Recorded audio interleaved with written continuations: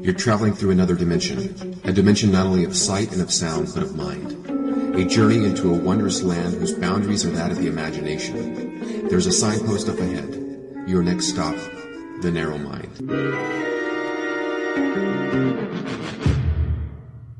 All right, and welcome once again to another episode of The Narrow Mind. We're thankful that all of our Narrow Mind addicts have come out to join us tonight.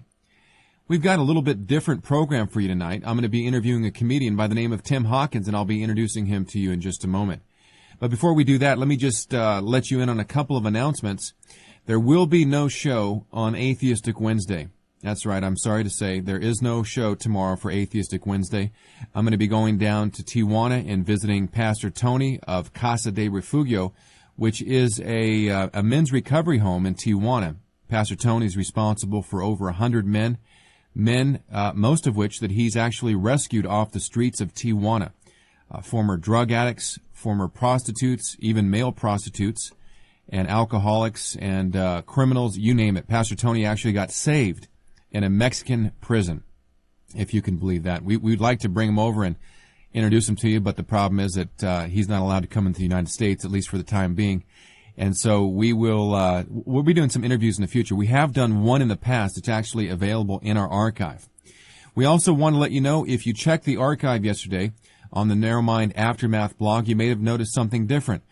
Because our server was getting hammered so hard with downloads, we actually decided to try something new. We created a low-quality file that was 16 kilobytes per second for all you technical nerds out there. And that file actually for a 1-hour show was about 8 megabytes, as opposed to the regular file size, which is right around 30 megabytes at 64 kpbs. And so that's kilobytes per second. And so you've got two different qualities there. So those of you that are still, playing around on your mother's dial-up connection, you probably want to go for the smaller file. Okay? Just a little computer tip there for the internet. And what we're going to do is, because we've had so many downloads and because we've had our server overloaded, what we're going to do until we actually can purchase a new server, which is going to be about $2,500. If somebody out there wants to send us a donation for $2,500 to buy a new server, we would really appreciate that. And we know that we have listeners out there that could do that without even feeling it. So if you want to bless the Narrow Mind, you want to provide us with another server, please let me know. You can call me off the air and contact me and let me know.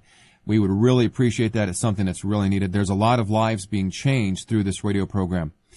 Also, in the time being, since we don't have the new server, and since we've got a server that seems to really slow down once we get about 25 or 30 people trying to download at the same time that one particular episode of The Narrow Mind, what we decided to do is make the smaller file available for free.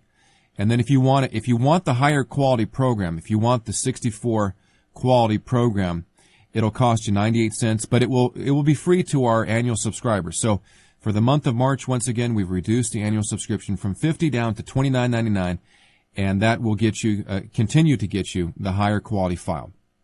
All right, I think that pretty much takes care of all the business that I need to take care of up front so that we can just sit back and enjoy ourselves. I've got a treat for you tonight, and I just talked to him for the first time at about 10 minutes before the hour. I'd like to introduce to you a Christian comedian. Well, I don't think he likes to call himself a Christian comedian, although he is a comedian and he is a Christian. I'd like to introduce to you Tim Hawkins. Tim Hawkins, welcome to The Narrow Mind. It's good to be on The Narrow Mind. Thank you, Gene. Now, I'm probably going to be one of the most narrow-minded people that you'll ever talk to, because I only believe that the Bible is the authority to end all matters of controversy concerning life and faith. And so I take a very narrow approach to life. I believe God's Word is where it's at. And I don't know that much about you other than you are a comedian. So I think that you would probably agree with that statement based on what I've seen on your website. Yeah, that's true. And by the way, I want to thank you. I want to thank you for the transitions that you had from male prostitutions in a Mexican prison to bandwidth to a comedian. So I thank you for those clean segues. And you are the grand finale. Yeah. You were the grand finale there of the introduction, so we appreciate you coming in. So. That's awesome. You guys, I don't see how you do it, man. I mean, they call us good communicators. You guys are just amazing. You just, the way you think, you can just keep talking. Where we have to write everything down and practice it, you guys just off the cuff, and no big deal. No big deal. Just a day in the life. Well, we're glad that you joined us. I mentioned your website. Your website is, of course, timhawkins.net. Now, I first heard about you about a week ago.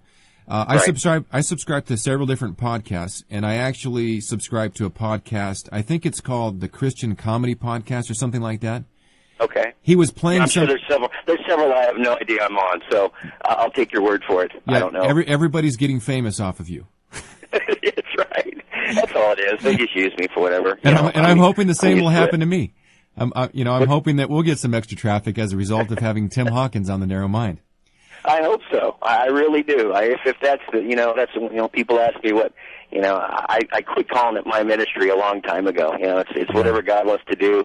I get put in front of people you just wouldn't believe. I mean, what they're going through. So, so I'm just going to let him take over. You know what I'm saying? It seems like when we take it into our own hands, that's when we mess everything up, and so I just said, it's God's ministry, whatever happens here, me being on the phone with you, so me being on some podcast I've never heard of, that's awesome, so I love it. Yeah, now on the podcast you were doing, I think they had a clip of some performance that you'd given, and you were talking about some place that you wouldn't take your wife to buy a dress, and I think it was called the Dress Barn or something like that. Right. Well, you can usually tell. That's what I said. That's the way my wife gets back at me. I mean, for one thing, she's a note writer. She's a lady that writes nasty notes. I don't know if you have a wife that does that or anybody out there in the listening audience. But it's just not pleasant waking up to a nasty note, on the counter. And my wife signs them, which is interesting. Which I'm thinking, I'm not going to know who wrote the note. Like somebody broke into the house, What and kind wrote of me this nasty note. Somebody's not happy with me. I don't know who this is, honey. Help me figure this one out. Right. But yeah, certain stores are like, you can tell, like Bed Bath and Beyond. I mean, that's just a woman's store. I mean, they should rename that for a man and call it. It's just, you shouldn't go in certain stores if you're a man. I agree. So, but the Dress Barn is one of those. But think about that. The Dress Barn. That's the name of the store for a woman's clothing. What idiot would take his wife to a clothing store with the word barn in it? Well, they probably get a lot of guys taking their wives there just because men are usually clueless in this area. That's right. Well, that's what I'm saying. I was like, what are the workers like at the Dress Barn? Can I help you? Right. Yeah, that boss is I don't know. Now, you've also got a, let me just play for our audience. You've got some samples of your work on your website. You're a musician. You mentioned somewhere on your website that you used to actually be a worship leader. I did. So you don't lead worship anymore? I don't. It's like most of the times I'm out, it's Friday through Sunday. So I'm having to just, when I'm home on Sundays, that's when I can go to church for midweek. Right. So, but I really miss it, man. I mean, it was, that was kind of where I learned to play guitar, and that's where I just had a lot of fun doing that. I was kind of a wannabe rock star and a wannabe musician, but doing worship was just a great experience every week. Yeah. I miss it. Yeah, and, doing it with youth and stuff, it's just, sure. It just was a lot of fun, and just throwing a few guitar licks here and there, and Mr. Cool, but. Now you incorporate your guitar and your music actually into your act, right? Right, I do. Yeah, and the reason for that is I think when I first started doing comedy, it was in front of a wide range of audiences, as far as a wide range of ages. Like you get kids to adults, to older adults, and then the best way I thought that I found to engage all of them was music. It added an energy to it, to the show, and added a variety to it.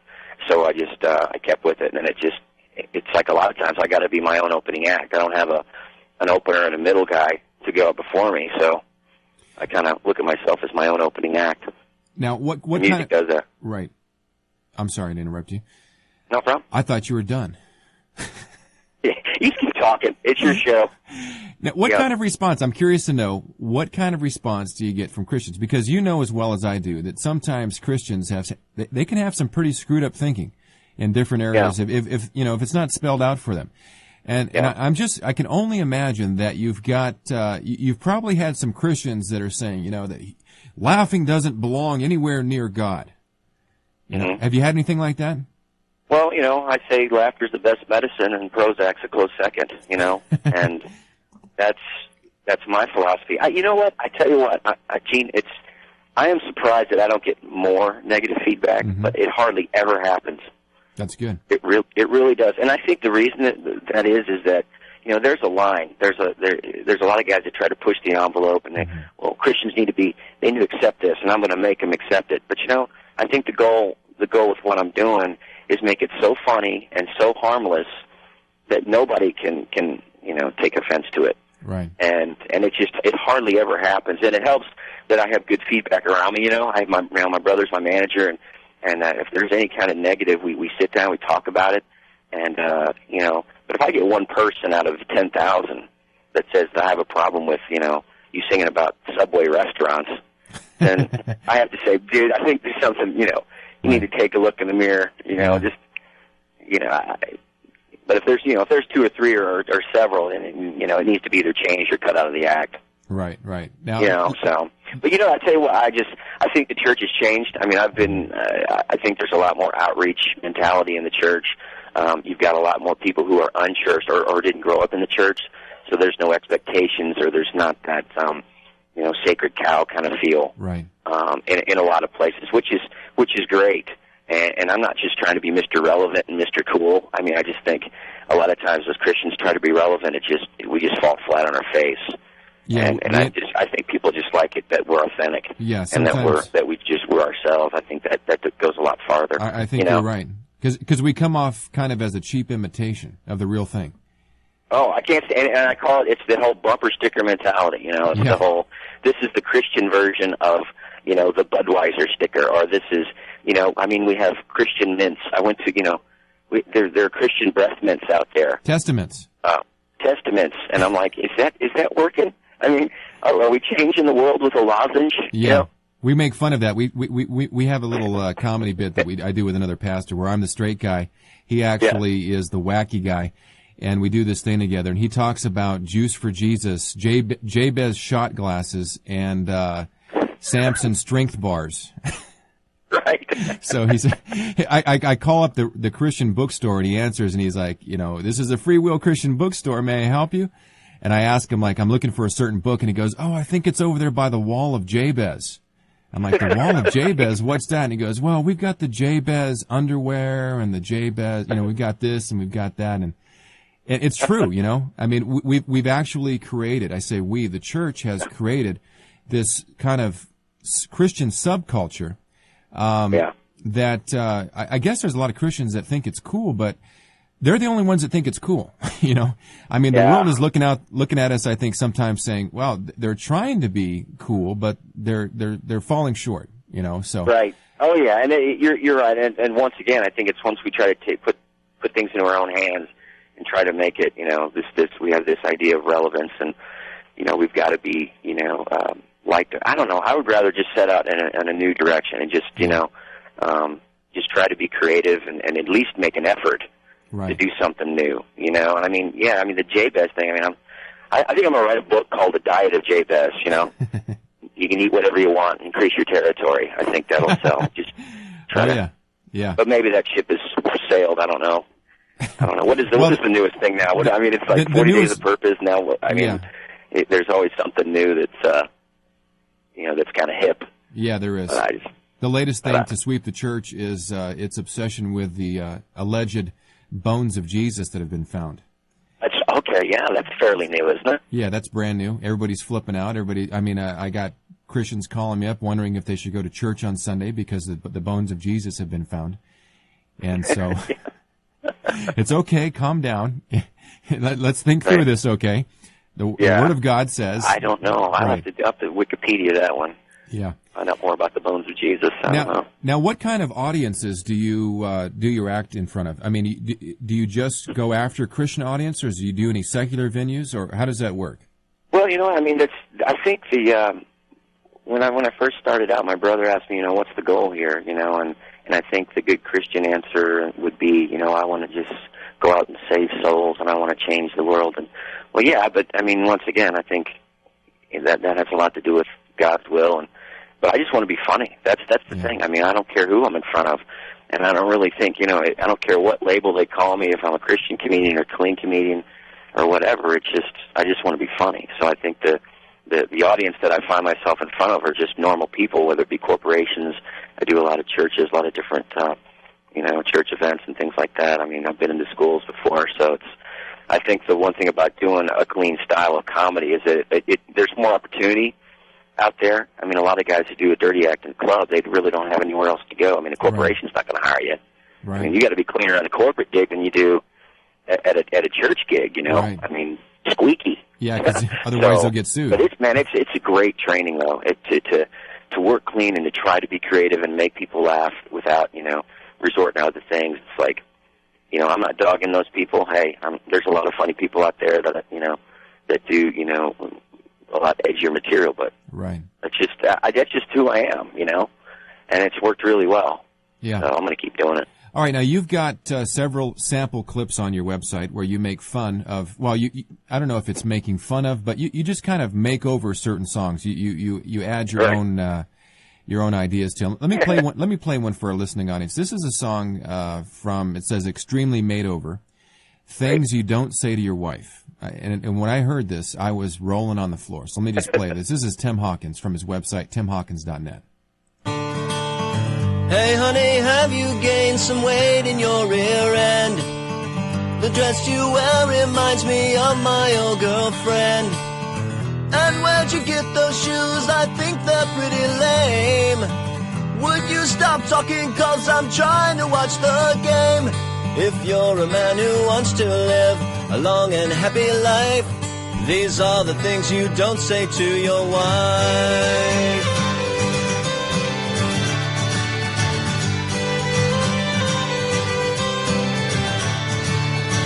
I planned a hunting trip next week on your birthday. I didn't ask you, but I knew it'd be okay. Go make some dinner while I watch this fishing show. I typed it over our old wedding video. If you're a man who wants to live a long and happy life, these are the things you don't say to your wife. All right, that's probably some wise advice, not to say those things to your wife. Yeah, I've done 6 out of the 8 of those things I've done. I used to make up jokes. Now I just write the truth, right? And it seems to connect a little bit better, So now you're not. You don't only change songs like the one we that was a secular song that you took and you reworked the lyrics, but you've also had some fun with what I would call 7-Eleven songs. Songs that we sing in church on Sunday morning, 7 words repeated 11 times. Right. And so, like burn and yearn I pant for you. I pant. Right. I like the ones that you did about the cars. Is it possible I could get you maybe to belt out one of those? Just a cappella? The whole bit is about, how, remember, it's like they're taking old songs you see in commercials now. They're taking old, like the Bob Seger song, Like a Rock. Yeah. I mean, when you hear Like a Rock, you think Ford trucks now, Right. And it's just horrible. I'm thinking, what if those corporations, with our praise music do that? Put their corporate words to our praise songs, like, Ford, I lift your name on high. Ford, I love to sing your praises, Right. What's the other one? My Dodge is an awesome Dodge, it is. Such a really nice car, and it drives, Hyundai. Better is Hyundai than a Ford. Better is Hyundai than a Jeep. We're going to hear it. So just back off and it's going to happen. There's nothing we can do about it. That's good stuff. Now, you've also produced a video DVD, right? Why don't you tell us a little bit about that? Yes. The DVD. It's actually the third one that I've done. It's called Full Range of Motion, and it's been out for not even a year yet. So, but yeah, man, it was great. We got some shot in high definition, and I had some friends of mine that are awesome editors and sound guys, and we just did it ourselves, man. I mean, we got some offers to sign the label. We're like, let's do this ourselves, and it just turned out wonderful, So now, do you ever get other comedians that are not clean comedians coming up to you and saying, "Man, I didn't realize that you could actually get that much of a laugh with clean material"? Yeah, well, I mean, the other night I did a gig. It was like what you call it? It's like a volunteer appreciation banquet, which is basically let's feed them, before they get burnt out, kind of a deal. Right. And this kid came up. He's like 20 years old, and his dad told me he'd been backsliding and getting into drinking, got a DUI last month or something. And he's like, he wants to be a comedian, and he came and watched me, and it just like, oh my gosh, the guy was just like, it kind of opened his eyes to the possibilities that you can do this and do it in a clean way. But I tell you what, Gene, I think it blows a lot of club comics away. Mm-hmm. That there's this really what I think it's underground, man. Really, what I think that I do in a lot of the comics that do these church gigs and these kind of gigs, it's such an underground feel, because it's not doing it in established comedy clubs. We're doing it in basements and to arenas to different places. It's really dynamic, and I think that's where the comedy ball is rolling right now. Right. How did you get started in this, in performing comedy? Well, there was an open mic night close by at a Funny Bone Comedy Club, and I was working tables at the Olive Garden restaurant, which is a great place to work if you want to try something else. And I had some of my friends encouraged me to do 5 minutes on a Tuesday night, and I kind of got the bug after that. And then, but truthfully, most of what I learned the craft mostly in the church, in youth group meetings, and you know what I'm talking about. I mean, just wherever, you got, kids at 9 o'clock. If you can make youth or 11th graders laugh at 9 o'clock on a Sunday morning, right, I think you're doing pretty good. Yeah, I think I'll so put too. that up against any nightclub audience any day. 'Cause they don't laugh if it ain't funny. They'll throw donuts at you. They don't care. They will. They will. Most of them don't want to be there to begin with. Absolutely. And so, then to engage them, and then come talk to me. So, but yeah, it was most of it has been church type venues, which is a great place to learn. Learn once again. I mean, they're just people, right. And if people don't think it's funny, they don't laugh. I don't care if you're Christian or not. Right. They'll give you 5 minutes of crazy laughter, but that's about it. Then you're on your own. Now, do you ever? I mean, I've watched a lot of comedians because I enjoy humor, and you can kind of sense there's almost a vibe. I don't like I don't want to get too new age here or anything like that, but there's almost a vibe in the air if somebody is doing well or if they're just tanking. Has that been your experience also? I mean, you can kind of sense it off of the audience whether it's going. It seems like you're either really failing or you're just treading water, or you're about to take it over the top. As I watch audiences and I try to check out their response, has that been your experience, or what is your experience concerning the reception of audiences? You mean like when I'm on stage or when I'm watching other comedians? Well, when you're on stage, have you ever had awkward times? You can do, and it's a trust thing. I think it's the same thing if I don't know if you've done speaking in the past. But it's really about trust. You're building trust with an audience, and I think that one of the biggest hurdles for a comic is letting them know that you have, exuding a confidence, right? Letting them know that you're going to take them somewhere, and you know what you're doing, and that if a joke does do bad, you don't want to. It's not the end of the world. I mean, if you can make them feel that, hey, that's all right. Like there's a point, like I have a throwaway line, like if a joke doesn't go well, I'm like, look, these are the jokes, folks. You're gonna have to sit there. I don't know what else. Mm-hmm. This is it. I don't have cue cards. I can't. You need to step it up. This is pretty funny stuff. I mean, it's a simple line, but people are like, okay, good, that's good. He knows he's gonna. He at least he has a confidence about him. Right. But you can feel. I'm telling you, and a lot of you can totally feel it usually from the get go, and a lot of the gigs that I do still they have no idea who I am. Right. They don't know. So I mean, okay, we're going to a banquet. And we know they're going to have food, they're going to have some speaker guy, and here I get up after dinner, and they've never seen me, so it takes, maybe 5 or 10 minutes for them to get in the groove of it. So, but you learn, I mean, you do hundreds of gigs, you just get used to all those scenarios, Right. So let me ask you a question as a professional who works with audiences, because you're right, I'm not a comedian, I'm a pastor, I'm a public speaker. Right. And so if I come out and I'm feeling real confident with my material and with my audience, and some of them are falling asleep, is that a sign of trust? No, that would not be. That might be. That could be anything. Because I was thinking they must be really comfortable with me right now. They were. I just want to be encouraging to you, brother. I want to be an encourager. That's my Christian word. I'll be an encourager for you right now. Okay. But no, I don't. That's the thing. I mean, people. It's funny. You can't. I mean, you do public speaking. Right. I mean, you ever find yourself? That's the thing. You'll have 100 people or 200 people really into it, and one person not, and that's what you focus on. You're like, exactly. Yeah, you're trying to get through to this one person. Why? I mean, we should be the other way around. Let's just get through the one person and then start from there. Yeah. Yeah. I think I think a lot of comics are insecure. I am. I just want to be accepted and loved. Yeah, me too. That's why I always ask my wife after church, "How was the sermon, honey?" I need that affirmation. Is she pretty encouraging, or what is she? Oh yeah, she's pretty encouraging. Or? No, she's real truthful. She'll say, "Well, let me tell you some things that you butchered this word right here. What this word doesn't even exist in the English language. What were you saying?" And she goes, when you tried to be funny, because I'm very serious when I preach. Because I think it's a serious thing. That's not to say that there's not a place for humor. But from time to time, I will spontaneously try to make some funny joke or something. And usually the only people that get it are like my wife and my best friend. Because they know me, or my parents, They know me and they know my sense of humor. And everybody else is looking at me like going, what did he just say? Yeah. And we got three people in the church are laughing. Now, I mean, you say one wrong word or a wrong way, you're on YouTube, bro. Your video, 20 million people are watching you the next day on YouTube. I saw that guy. I think I know which one you're talking about. That's right. The one that was preaching about Lot? Yeah, about Lot, yeah. Yeah, that wasn't pretty. Well, and it makes it even worse if you're in a church setting, Oh, yeah. It adds to the comedy, Exactly.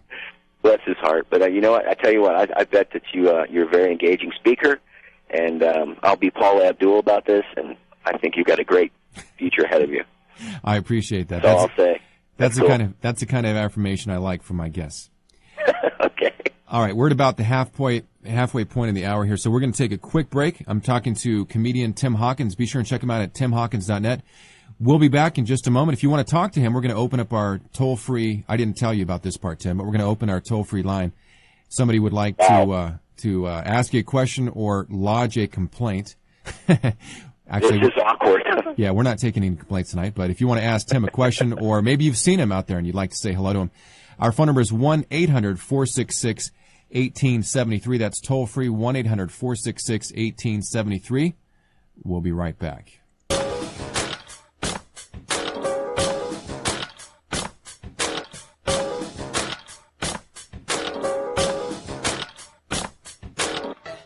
Two suits, two tokens in hand. I got no respect cause I'm the new man. Got my shovel, shoes full of sand. Check out the tag, the name's Caveman.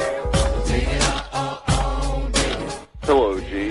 This is John in the Smoky Mountains, and I listen to The Narrow Mind, and I love it when you talk about the law of non-contradiction. I mean, I hate it when you talk about the law of non-contradiction, and I don't listen to The Narrow Mind and never have. In fact, I'm not talking on the phone right now because I'm here and not here at the same time, but not in the same location. And as all of God's people said, booyah. You want a break? Knock on the warden's door. Take it up, oh yeah. Take it up, oh yeah. Take it up, oh yeah. Take it up, oh yeah. Take it up, oh yeah. Take it up, oh yeah. Take it up, oh. Welcome to The Narrow Mind. Yeah, I'm looking for Mr. Gene Cook. This is him. Hey, man. What's going on, dude? Who is this? Dude. Who's calling? This is Tim Smith. I'm from Costa Mesa. Okay, Tim. Dude, I just want to tell you, man, your show rocks, man. Well, thank you very much. I'm so serious. Like, dude, I listen to it, and I'm like, whoa. Dude, this guy's got serious cranial issues, man. Your head must be throbbing, dude, because you are just the man. Hey, I want to ask you a question. You got a sec? Hey, are you ready? Yeah. Okay, here's my question, dude. listen, because I'm taking notes, and I don't do that very often. What's on your mind? You remember when? You remember when? You remember when you said that that people have a destination that was set beforehand? Yes. Is that true? Yes. Romans chapter 9 speaks of predestination, that God predestines men unto their ultimate destiny. That's awesome. I can't believe that. That's amazing, dude. Are you serious? Yeah, you've read the New Testament, haven't you? Oh, what? Have you read the New Testament? I'm sorry, I got kind of a silly. I'm giggly tonight. I guess you could say I'm a little giddy. Yeah, the New Testament. Yeah, that's the book that you read from, right? Yes. Okay, so I've heard of it. I've read it. Okay, well, predestination is a biblical concept found in the New Testament. Okay, now I have another question for you. You ready? Sure. Okay. So hold on. Let me get my notes. All right. Like 3 weeks ago, you remember when you said you remember when you said that you remember when you said that man is born and he's not a good guy? Yeah, the doctrine of total depravity. Yeah. Is that true? Yes, it is. That's awesome. Dude, you are so blowing my mind, man. I mean, I don't even know what to say to you. I look up to you. You're like a god, but with a little G. With a little G. There are no little G gods, okay? Little G, like the little Mormon G. You know what I mean? The church that I go to, dude, they don't really talk about this stuff, man, and I want to know why. Well, have you talked to your pastor about it? Yeah, I talk to him a lot. Yes, I do. Well, open your Bible and take him to Romans chapter 9. Okay. Show him some of those verses and just ask him, when he's going to plan on preaching a message on, for example, Romans 9:13. Jacob I have loved, Esau I've hated. Yeah. Well, I don't think our church is real big on the whole hate thing, Mr. Cook. I don't know how well that's going to go over with Pops. But okay, I have one more question. Wait, hold on a second. Yeah. Who's Pops? I would ask that stays anonymous right now. Okay. All right. Because it might have some repercussions. I gotcha. Okay, but I got one more question for you before you get off the phone. Okay, the last question. Okay, we're going last to take question. some more calls. Is it true that you're doing a series called "The Deadly Consequences of Calvinism" and it's on every Tuesday night at 7:00? Well, we've already completed that series. It's available in the archive. It's not on the radio anymore? No, it's recorded. It's in the archive. You can get the MP3s there in the archive. What is wrong with me? I am so stupid. Oh, Mr. Cook, I am sorry. I am sorry for my faux pas. But let me just say, you have been a delight to my inner soul. Well, that's good. And I thank you for your due diligence that you do in diligence. For I gotta go. Okay, Tim. All right. Take care, man. Bye. Bye. All right, and welcome back on this Tuesday evening, the 13th of March. I just want to give you another reminder in case you tune into the broadcast late. There will be no Atheistic Wednesday tomorrow.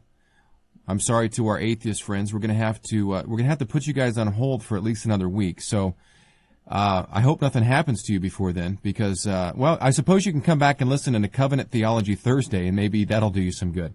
If that doesn't do you any good, then I'm not taking any responsibility. But we're in the middle of an interview. I'm talking to my friend now. I say my friend. I don't know if I'm his friend, but I like to be friends with Tim. Tim Hawkins from, he's got a website, comediantimhawkins.net. Actually, it's not comediantimhawkins.net. It's just timhawkins.net. Is that right? Dean of Friends of Friends Forever. The Lord's the Lord of them, okay? Hey. You remember that? I almost forgot about that song. We used to sing that one. And Christians never say goodbye. Just see you later in the sky. That's beautiful. I'm sorry. That's beautiful. Now I'm looking at the website here, and somebody knows how to use Photoshop. Either that, That's right. or you just don't photograph well. I don't know what you're talking about, Photoshop, Gene. Okay. What do you mean? I'm looking at the side view here, and it looks like you've got some monstrous ears. Okay. I'm And then in the dark here, Gene. What are you trying to say? From the front view, it looks like you've got a neck like a linebacker. Okay, maybe I did a few steroids.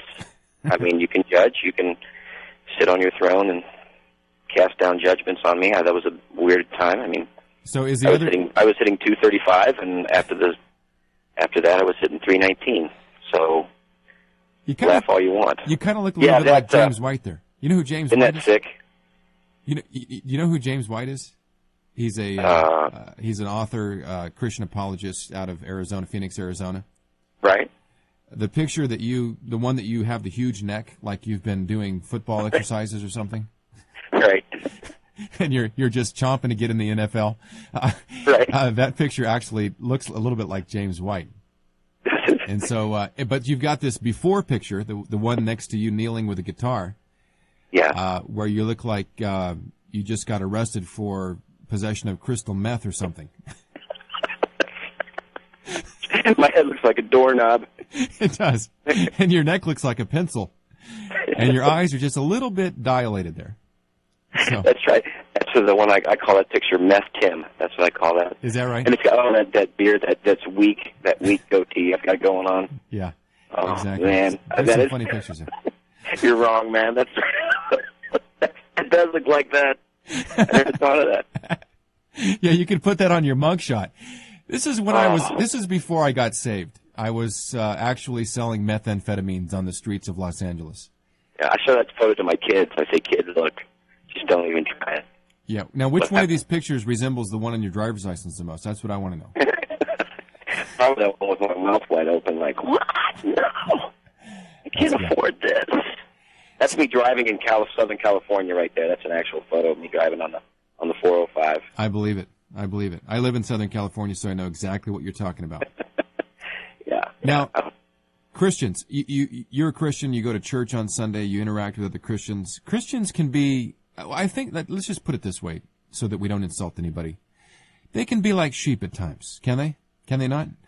Oh, absolutely. What are some of your observations about Christians and just the way that they act or the way that they interact? Oh, man. Any thoughts on that? Some of my observations, I don't know. Well, for one thing, that we have our own language is one thing, which I think is funny. Awesome, dude. And I call it Christianese. Right. Is what I call it. Right. Like, when we say things, but they don't mean what we say. Right. Like servant's heart. You ever hear that one? Oh, yeah. I've got you got a servant's heart. Well, that basically means they want you to start stacking chairs. That's what servant's heart means. What's another one? Let's see. Or cleaning the bathroom.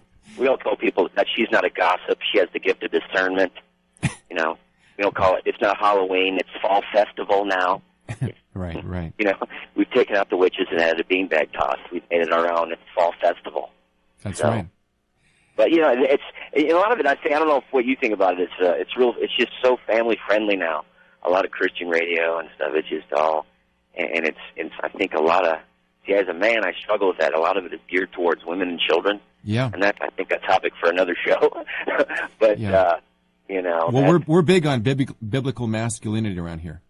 Are you really? Yeah, we're real big on that, and we try to advocate biblical masculinity, and that might be because of some of my own masculine deficiencies that I try to overcompensate for. Right. But right. See, I'm a new fan then. This isn't really my voice. This deep voice. This isn't really this is my radio voice. What's your real voice? Sounds something like this. Really? Yeah. Hi, Tim. Like the guy on The Simpsons. What's his name? I'll ask my wife if I can come over to your house after church. You're good, man. Now, do you ever have any? Have you ever had any encounters with the church police? Do you have the church police at your church? Oh, absolutely. Oh, yeah. It's and I get, and you know what? A lot of times I find that a lot of times that I get accosted, it's usually somebody's taking offense for somebody else. It's like this person might be offended if they heard that, if they saw you do that. Right. It's never them personally. Right. It's like if I brought my unsaved brother, he would have been offended by this. Exactly. Which I don't really get, and it's weird that way. I like Most of the negative feedback is like that. I like the one where they come up to you and say, "Bro, you stumbled me." I'm like, "What? I don't even know who you are." Right. I mean, wait a minute. Right. How did I stumble you? Did I take you out back and force you to smoke cigarettes like a chain smoker or something? I mean, what did I do? And You stumbled me. yeah, so we kind of reinterpret that also. Yeah. You stumbling me is you exercising your Christian freedom in such a way that my conscience doesn't allow me to. Basically, that's what that means. It's hard. It's really difficult, man. It really is, because you're dealing with people who've been in the church forever, and then people who are brand new, and every single person has a different idea of the way it should go, and I mean, every church has these, all these problems, and they get so many problems over here. Yeah, and we've had. Whatever. I've been pastoring now. I'm in my 11th year of pastoring the same church, and we've actually had run-ins with the quote unquote church police. Yeah. I mean, we've had, we've got a guy in our church right now that would actually consider himself a brigadier general in the church police, and he encourages the other church police to dress a certain way so that they're identifiable. If you're late for church, he's standing at the door. He actually participates in receiving the offering, and if somebody doesn't put any money in, he won't move on. He'll just keep the bag there. Great. Yeah. Right. So. Yeah, we're tithing as a church. We're tithing 50% of our income, but we only have 10 members. That's the only problem. Right. Everyone is left. Right. And so, that's people are people. I mean, that's just. I don't know. I mean, if somebody wants to actually, go watch the Super Bowl after church or something, then you better believe that the church police are going to be there, because they want to know, are you muting or putting the TV? Do you switch the channels when the commercials come on? Because we don't want to see any women, that might be scantily clad. Yeah, we'll turn it back after the commercial, and we'll show the cheerleaders or whatever. And, right. Oh my gosh. We actually had one member of the church police tell us that we shouldn't watch professional football, because it was immoral, and we asked him why, and he said because when they were doing the double reverse, that was actually a form of lying, and so it wasn't fair to the other team, because you had Christian football players. I think the quarterback was Christian in this case, and he said that he was actually intentionally trying to deceive non-believers. Yeah. And so and usually you have those conversations with those people, and you're sitting across, eating the triple In-N-Out burger, just right. Totally, gluttoning out and they're humbling you. Where's the donuts at, man? I thought this was supposed to be a home fellowship. Yeah, right. Yeah. Right. So we have a lot. I don't get it. I really, I think everywhere you go, you do that. I think I learned last year. My big learning thing was just obey God. Just do what He says. I think a lot of people, especially men, we look for motivation first, before we take action. And I just found out, I think it's the other way around with God. I found that just take action, obey Him, pray, go to church, read the Bible, even when it's not quote unquote doing anything for you, right, or you don't feel like it's really making an impact. Just do it. And I find that I got more motivated. The more I obeyed God, more motivated I got. So right. So you're saying just do it. Now I can picture some seeker-sensitive pastor picking that up and saying, "Hey, we're going to put that on the banner outside. Just do it. That sounds good." That's right. whatever it takes. I mean, par for the course right there. Right. Oh, Christians aren't perfect, just forgiven, right? That's what the bumper sticker says, anyways. I didn't know. That's true. That's like, seriously, Gene, last year I got run off the road. This guy cuts me off. I actually was off on the shoulder, and he had a Jesus fish on the back of his car. And I'm like, if you don't drive like him, why don't you take the fish off for, a little while? Well, see, brother, you were probably judging the poor individual. That was probably his brother's car. Probably. Yeah. I'm not judging your Christian walk. It's your Christian drive I have a problem with, That's a good one. I like that. Oh my gosh. I didn't even know. I remember when I was a kid, I didn't even know what the fish was. I really didn't. I was like, yeah. I thought, Mommy, what's that? She goes, that's a Jesus car. I'm like, does the Lord have a car dealership now? I didn't know. Yeah, that you've actually touched on something that's a sore spot for me. I personally, it drives me crazy when Christians have symbols on their car, or Christian bumper stickers, or the name of Jesus, and they're not They're not obeying the laws of the road. That's why I told my family and my wife and my kids, we're not putting any Christian symbols on the back of our cars. Yeah. Because we don't want to be responsible for stumbling somebody. Yeah. Hey, there's a comedy bit. Bumper stickers from the Bible. I'll work on that one. Yeah, bumper stickers from the Bible. That's a good one. My other car's a donkey. I don't know what we can put on there.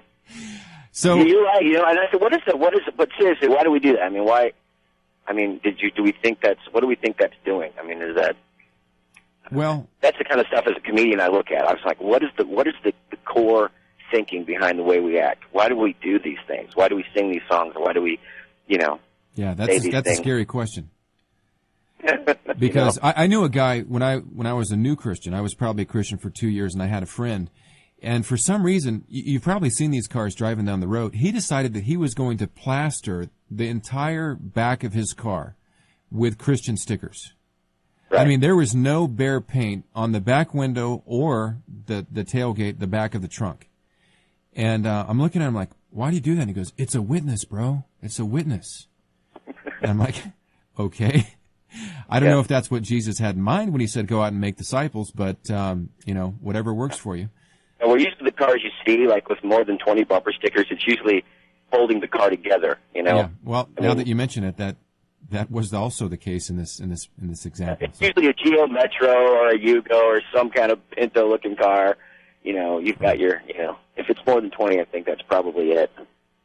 All right, let's do this. Let's play a demo of one of your videos. Now, we've got I'm going to ask you which one you want me to play. We've got the Bananas by Tim Hawkins. Based on the look of your haircut here, that one might be a little old. I don't know.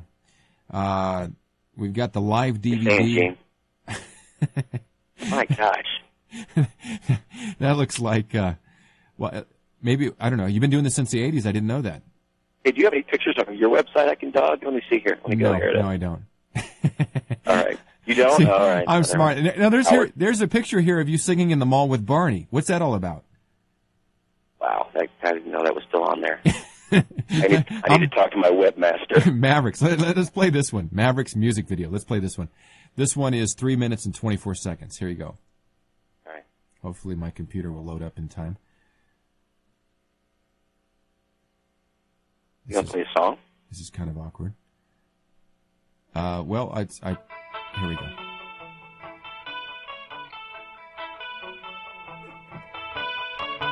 She walks in front of me. Her blonde hair is flowing free.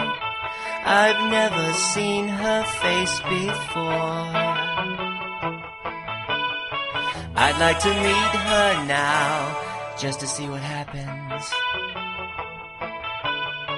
I tap her on the back, nothing bad will happen. Then she turns, oh no, and it's a guy in front of me. This is no she, it's a guy. His face is hairy, his name is Larry. Oh, excuse me. It's a guy in front of me.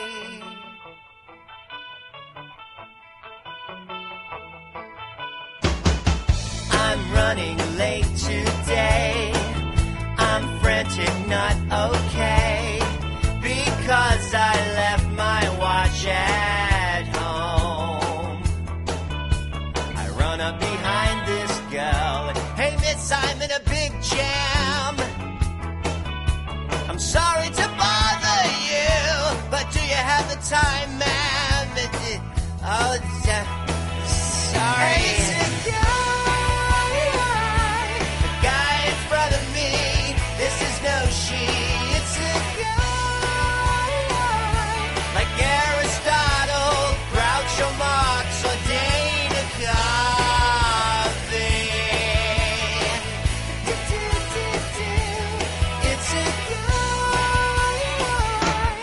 Guy in front of me.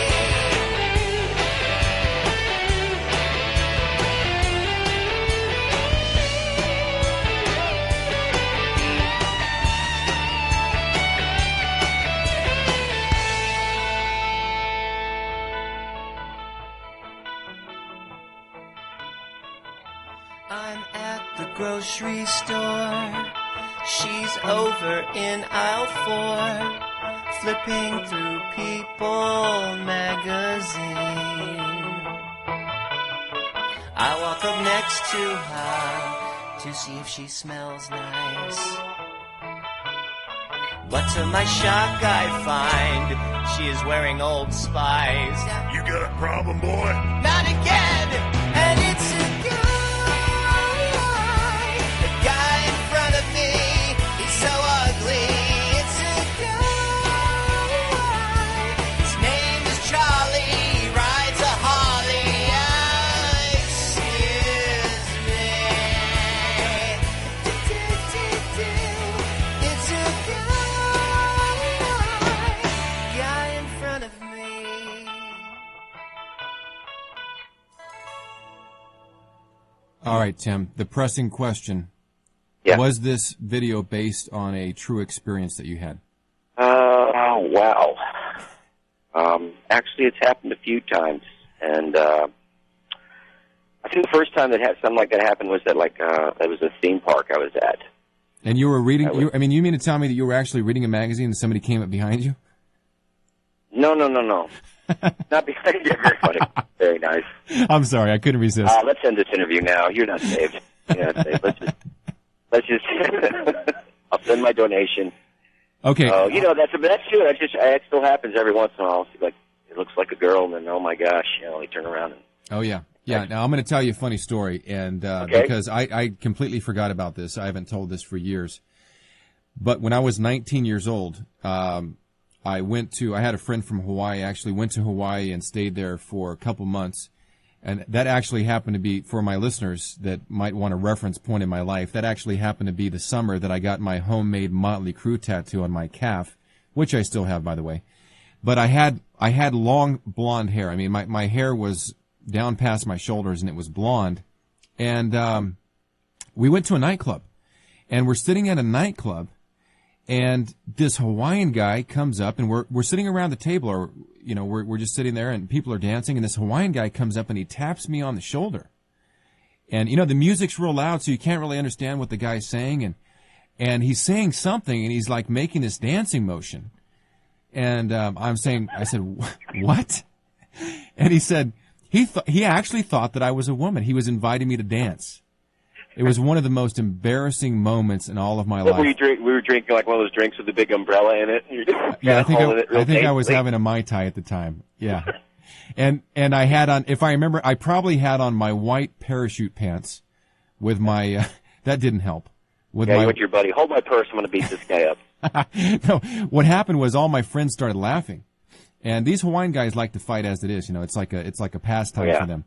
And so a fight almost broke out because the guy realized that I was a guy, and then he started saying, "What's so funny?" to the guys that were laughing, and they said, "You're funny," and it just kind of escalated from there. But fortunately, the guy left, and there was no further altercation. Did you get your hair cut soon after that? As a matter of fact, I did, but excuse me, I don't think that that's the actual reason that I got it cut, but I did get it cut after that. And I never had that problem again. That's when I started, like you, taking steroids and bulking up. Because that's what would Jesus do? That's my philosophy. I got a question for you. You've actually, I'm sure, as a comedian, thought about how humor relates to God. Do you think God has a sense of humor? Oh, he made me, didn't he? He did. He did. You know what? I hear that all the time. Do I think God has a sense of humor? I think God's sense of humor is so far beyond our capability to understand it. I really do. Mm-hmm. I mean, just looking at a lot of things in creation. Look at the just putting men and women together, and I really do. I really do believe that. I mean, we think about his creative ability, but then we think about his humor, capacity for humor. Like some of us think, well, you can't have any capacity. I think it's so far out there that we can't even fathom it, and I think that's what heaven's going to be a lot like. It's going to be. I think one thing, heaven is going to be so dang real, and I'm pardon my language there. We'll bleep that out. It's going to be so real, the reality that we haven't experienced, and I think the humor and just the fullness of joy is going to be so deep that that it's just gonna it's gonna be mind-boggling. So Amen. that's what I think, and I wish that, and I know that it's healing, and I look at what I do, go in front of audiences. I just see that as real-time ministry that God's doing. We got terminally ill people coming to shows. I've got people going through divorces, people going through people their husbands are going to Iraq or just went to Iraq last week or haven't seen them in 2 years. You know what I'm saying? It's, right. It's an honor. It's a real honor, and I never take it for granted. It's so much better than working at the Olive Garden. Not to dog anybody who works there, but my goodness, it's an honor right. to do it. Now, before I say goodbye to you, it looks like I'm looking at your schedule, and you got a pretty full schedule here for the month of March and the month of April. Yeah. Where is Killeen, Texas? Oh, that is East Texas, brother. That is out in the sticks. Good barbecue, though. And so you're going to be there on the 17th. You'll be in Orlando, Florida on the 18th. Right. Redmond, Washington. Yeah, Country Church on Friday, and I think a corporate gig on Saturday in Orlando. So, okay. But it's all over, man. I mean, I'm fortunately getting to come to Southern California a lot more and learning the roads and the way people do things over there. I love it there. But yeah, fortunately I get to go to all different places it looks like you don't have everywhere in the United States. It looks like you don't have any gigs lined up at this time for Southern California. At least I can't seem to find any here. Yeah, I was in San Diego a couple weeks ago. Oh, but I don't know. Okay. Yeah, that's where we're at. I would have loved to have come and seen you. Yeah, well, you know what? Next time. I need to get your DVD too. But everybody go to the website, timhawkins.net. You need to get that Full Range of Motion DVD. And anybody listen, it's really good, Yeah. And it'll really you can share that with people that are friends of yours, whether they're believers or not, So there you go. Invite them over and have a party. That's right. Tell them stories about Gene and his long hair. And I would love to see that picture, bro. Oh yeah. I've got some. You wouldn't believe. You can't even recognize me. I look completely different now. Oh yeah, you're going to your Whitesnake concerts and you're. Oh yeah, man, I was there. I had Def Leppard, Whitesnake, AC/DC. I mean, you name it, I was there. Yeah. Well, all right. Well, those guys are still going. I don't believe it. Yeah, Van Halen. Van Halen just announced that they're going to do a national tour with David Lee Roth. I couldn't believe it. I'm like, wait a minute, isn't he bald now? How's that going to work? They're sponsored by Ensure. I thought it was Depend. And yeah, right. Depends on Ensure tour. Whatever. All right, Tim. Hey, it's been good. It's been good hanging out with you. I wanted to ask you what you thought about my little clip there during the commercial break. I played a little comedy clip that my friend, who was a pastor, David Fairchild, and I put together. Were you able to hear that? Doing it. Yeah, you need to keep doing that. That's very funny. I'm very glad you funny enjoyed character. Yeah, I would tell you if it was bad, but that's okay. So you just don't want to refer me. It was very good. Okay, cool. Hey, I really appreciate you taking time out of your schedule to be with us tonight. And Gene? Yeah. Hopefully somebody will come up to you at one of your shows and say, I heard you on The Narrow Mind, and that's how I found out about you. So be sure and check out Tim's website, timhawkins.net, and a lot of cool things there. You can sample some of the music, and you can actually see some samples of the video that he's talking about, the new video that's put out in high definition. So we were watching after our home fellowship last week. No, I think it was on Sunday night. We had a worship practice at our house. And we actually, there was about 6 of us standing around. We watched those video clips, and all of us were just dying. So it's good stuff. I want to direct our listeners over there, timhawkins.net. Tim, once again, thanks for being with us. Thank you, Gene. All right. May the Lord continue to bless your ministry. All right. We're out of time for tonight's edition of The Narrow Mind. Once again, no show tomorrow, although I will be sending out a Bob Morey clip, a special clip that I've got from a recent Bible study that he did, where I showed up with my MP3 recorder and recorded him. So I'm going to send out maybe a 15 or 20-minute snippet to all our podcast subscribers. So if you haven't subscribed to the podcast, be sure and do that. It's real easy to do. If you haven't figured it out, just stare at your computer and try to figure it out. All right. Until next time, we'll be back on Thursday at 3 p.m. with Covenant Theology Thursday. Until then, may the Lord bless the study of His Word.